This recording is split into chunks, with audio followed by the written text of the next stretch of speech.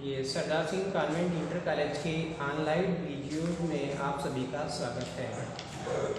यहाँ पर हम इस ऑनलाइन वीडियो के माध्यम से कक्षा 7 विज्ञान विषय का पाठ 2 का वीडियो नंबर 1 पढ़ेंगे। ये पाठ 2 का वीडियो नंबर 1 है।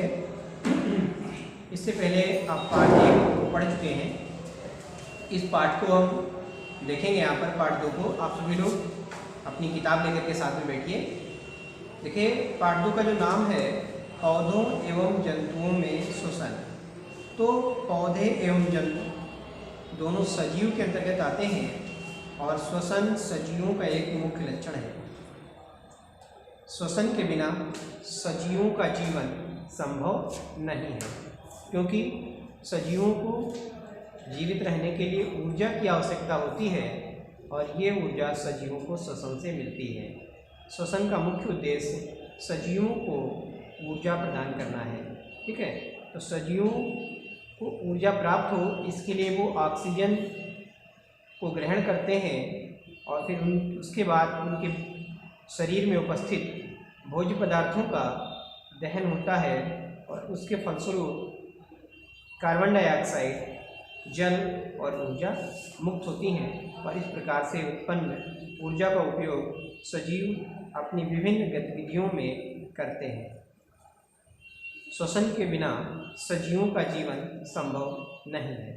ठीक है, तो हम यहाँ पर देखेंगे कि श्वसन किसे कहते हैं। तो श्वसन एक ऐसी प्रक्रिया है जिसमें कोई भी सजीव ऑक्सीजन को ग्रहण करके और उसके बाद शरीर में उपस्थित भोज्य पदार्थों के दहन के फलस्वरूप कार्बन डाइऑक्साइड, जल एवं ऊर्जा को मुक्त करते हैं और इस ऊर्जा का प्रयोग वो अपने शारीरिक गतिविधियों में करते हैं। श्वसन 2 प्रकार का होता है या श्वसन 2 प्रकार से हो सकता है। कहने का मतलब ये है कि श्वसन का जो मुख्य उद्देश्य है वो ऊर्जा को मुक्त करना है, ना कि ऑक्सीजन को ग्रहण करके कार्बन डाइऑक्साइड को मुक्त करना। ये तो उसकी साथ में क्रिया होती ही होती है, लेकिन जो श्वसन का मुख्य उद्देश्य है वो है ऊर्जा को मुक्त करना, सजीवों को अपने लिए ऊर्जा का उत्पादन करना। तो ये 2 प्रकार से हो सकता है। पहला है वायवीय श्वसन। श्वसन वायु की उपस्थिति में होता है, तो इस प्रकार के श्वसन को वायवीय श्वसन कहते हैं। ठीक है, इस प्रकार के श्वसन में क्या होता है कि सजीव वातावरण से ऑक्सीजन को ग्रहण करते हैं और इस ऑक्सीजन को वो शरीर के अंदर जब पहुंचती है ऑक्सीजन, तो वहाँ पर जो भोज्य पदार्थ होते हैं उनका विघटन होता है, दहन होता है और वहाँ पर क्या है, कार्बन डाइऑक्साइड, जल और ऊर्जा मुक्त होती है। यानी वायवीय श्वसन में ग्लूकोज और ऑक्सीजन की क्रिया के फलस्वरूप आप देख पा रहे हैं, ग्लूकोज और ऑक्सीजन की क्रिया के फलस्वरूप कार्बन डाइऑक्साइड, जल और ऊर्जा का विमोचन होता है।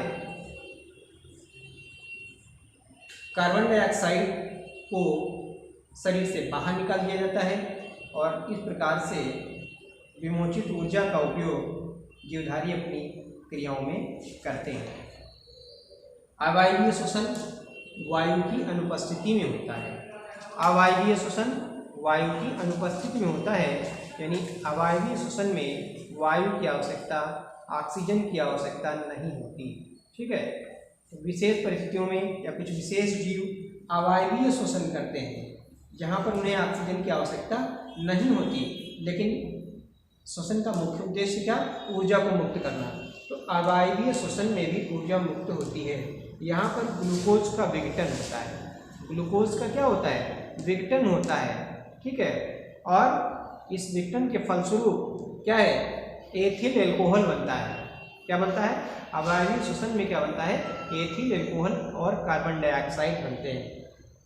एथिल एल्कोहल और कार्बन डाइऑक्साइड बनते हैं और ऊर्जा मुक्त होती है। इस प्रकार से मुक्त ऊर्जा का उपयोग जीवधारी अपने गतिविधियों में, अपनी शारीरिक क्रियाओं में करते हैं। ठीक है, तो वायवीय श्वसन में वायु की आवश्यकता होती है, जबकि अवायवीय श्वसन में वायु की आवश्यकता नहीं होती है।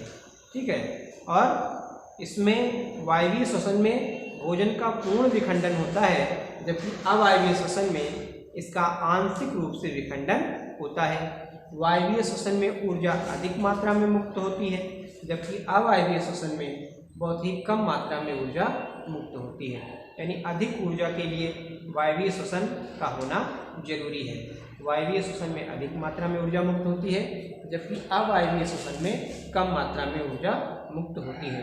तो ये थे श्वसन के दो प्रकार, एक वायु की उपस्थिति में श्वसन और दूसरा वायु की अनुपस्थिति में श्वसन किस प्रकार से होता है और किस प्रकार से इनमें ऊर्जा मुक्त होती है, ये आपने समझ लिया। ठीक है, अब हमारे पाठ का नाम था पौधे एवं जंतुओं में श्वसन। तो पहले हम जंतुओं में श्वसन समझ लें। अच्छा, जो ये वायवीय श्वसन और अवायवीय श्वसन थे, ये दोनों में हो सकते हैं, पौधों में भी और जंतुओं में भी। ठीक है, तो अब हम बात करेंगे पौधों में श्वसन किस प्रकार से होता है। यहाँ पर आपको एक चित्र दिखाई दे रहा है, यहाँ पर आपको एक चित्र बनाया गया है, जो चित्र पौधों में श्वसन के होने का प्रमाण देता है, प्रदर्शन करता है कि पौधे भी श्वसन करते हैं। इसमें क्या किया गया है कि एक स्टैंड की सहायता से एक बीकर में एक रेस्कोस्कोप को जो है फिक्स किया गया है, और इसमें रेस्कोस्कोप में अंकुरित बीजों को रखा गया है। ठीक है, और इसकी जो नली है वो आती है बीकर में, और उसका जो मुंह है वो कहाँ है, जल के अंदर है, और इसमें इसकी नली में एक पोटेशियम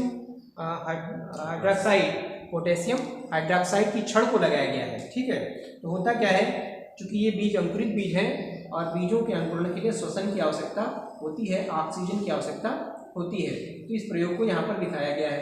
तो जब ये बीज अंकुरित होते हैं तो यहाँ पर चूँकि वायु भरी हुई है, इस वायु का उपयोग ये अपने श्वसन में करते हैं, और श्वसन करने के उपरांत ये कार्बन डाइऑक्साइड को मुक्त करते हैं। अब यहाँ पर जो कार्बन डाइऑक्साइड उत्पन्न होती है, उसको जो पोटेशियम हाइड्रोक्साइड की जो यहाँ पर छड़ लगाई गई है, पोटेशियम हाइड्रोक्साइड की जो छड़ है, ये यहाँ से उत्पन्न कार्बन डाइऑक्साइड को अवशोषित कर लेती है। तो यहाँ पर जो गैस विमोचित हुई थी, उससे यहाँ का आयतन नहीं बढ़ता है, लेकिन जो ऑक्सीजन इनके द्वारा उपयोग की गई इन बीजों के द्वारा, उससे यहाँ का आयतन क्या है, घटता है। तो फलस्वरूप घटे हुए आयतन को पूरा करने के लिए जल का तल क्या है, नली में देखिए बीकर की अपेक्षा कुछ ऊंचे हो जाता है। तो इस प्रयोग से ये स्पष्ट हो जाता है कि पौधे श्वसन करते हैं, या बीजों के अंकुरण के लिए श्वसन की आवश्यकता होती है। ठीक है, तो ये पौधों में श्वसन के प्रदर्शन का चित्र है। इसको आप लोग अपनी किताब से 1 से 2 बार पढ़ेंगे तो आपको ये चीज़ कायदे से समझ में आएगी। तो इस वीडियो में इतना ही। इसका जो शेष पाठ है वो आपको वीडियो नंबर 2 में मिलेगा।